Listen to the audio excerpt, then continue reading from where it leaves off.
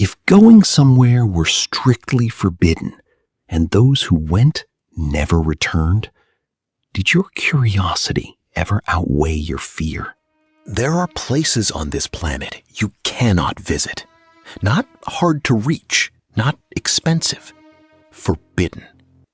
Some are guarded by armed men with shoot-to-kill orders. Some are guarded by something far older than any army. And some are guarded by nothing at all, except the people who live there and who will kill you if you get too close. Today, we're counting down the 5 most dangerous restricted zones on Earth. The places where governments, nature, and history have all agreed on one rule. Do not come back. Let's start the countdown. Number 5. Surtsey Island, Iceland. In November 1963, fishermen off the coast of Iceland watched the ocean itself catch fire. A column of smoke and ash rose from beneath the waves as an underwater volcano erupted for the first time in recorded history. 4 years later, when the eruption finally stopped, a brand new island sat in the North Atlantic. They named it Surtsey, after Surtur, the fire giant of Norse mythology. Here's the twist. Surtsey isn't dangerous because of lava or poison gas. It's dangerous to disturb, and that's exactly why almost no human being is allowed to set foot on it.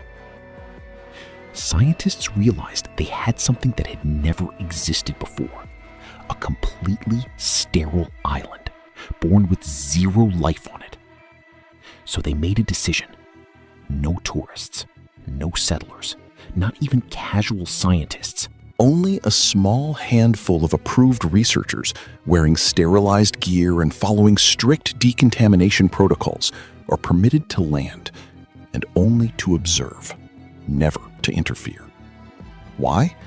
Because Surtsey is a live, real-time experiment in how life colonizes a blank slate. A single stray seed carried in on someone's shoelace could corrupt 60 years of untouched data. UNESCO made it a World Heritage Site specifically to keep it that way. So while it won't kill you, Surtsey remains one of the most legally sealed-off places on the planet. An island where humanity agreed, as a species, to just stay out. Number 4. Poveglia Island, Italy. Just a few kilometers from the postcard canals of Venice sits a small island that local boatmen still refuse to approach after dark. Its name is Poveglia, and its soil is not ordinary soil. During the Black Death, Venice needed somewhere to send the dying so the plague wouldn't spread through the city. Poveglia became a quarantine colony.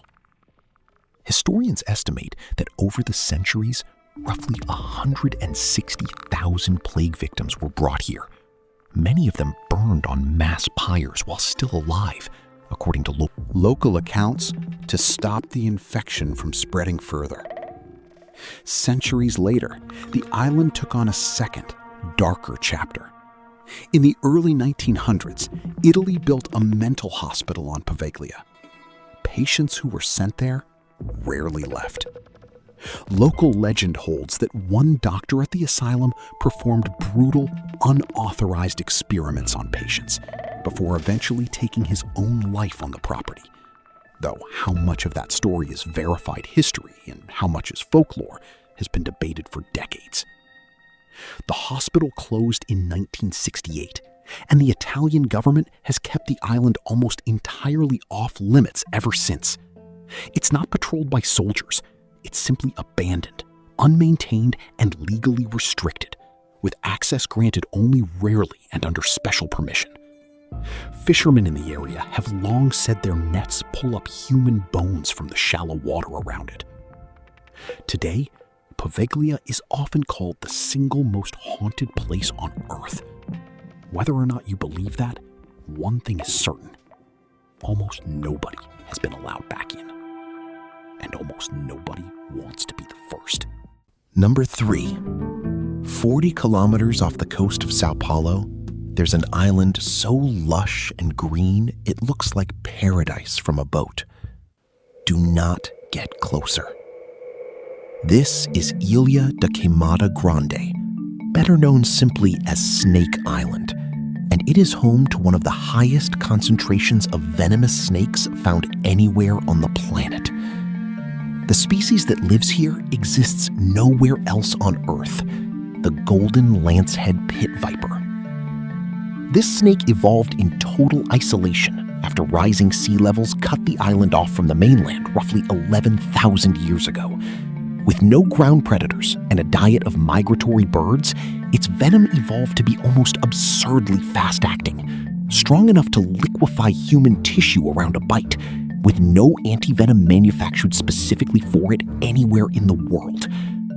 Local legend claims a lighthouse keeper who once lived On the island, along with his entire family, died after a group of snakes came in through an open window. It's a story that's impossible to verify, but it's the kind of story this island earns. Estimates on population density vary wildly, and the old claim of 1 snake per square meter is almost certainly exaggerated. But researchers agree the concentration here is unlike anywhere else studied. Because of that, the Brazilian Navy enforces an absolute ban on civilian visits. The only people permitted on the island are licensed scientists, and even they travel with medical teams on standby and follow protocols strict enough for a biohazard site. For everyone else, the island stays exactly what it's always been: untouched, unclaimed, and unforgiving. Number 2. North Sentinel Island, India. Somewhere in the Bay of Bengal, there is a small forested island where a tribe of people has lived in complete isolation for an estimated 2,000 years, cut off not by choice alone, but by their own relentless defense of that isolation. They're called the Sentinels, and they are believed to be one of the last uncontacted peoples on Earth. Nobody knows their language. Nobody knows their population with certainty. What we do know is this: they do not want visitors, and they have made that unmistakably clear again and again with bows and arrows. The Indian government has made it illegal to approach within 5 kilometers of the island's coastline, a law designed to protect the Sentinelese from something far more dangerous than any weapon: our diseases. Because they've never had contact with the outside world, something as ordinary as the common flu could wipe out the entire tribe. But people have tried anyway. In 2018, an American missionary named John Chow bribed local fishermen to bring him close to the shore. He was killed on the beach, and his body was never recovered.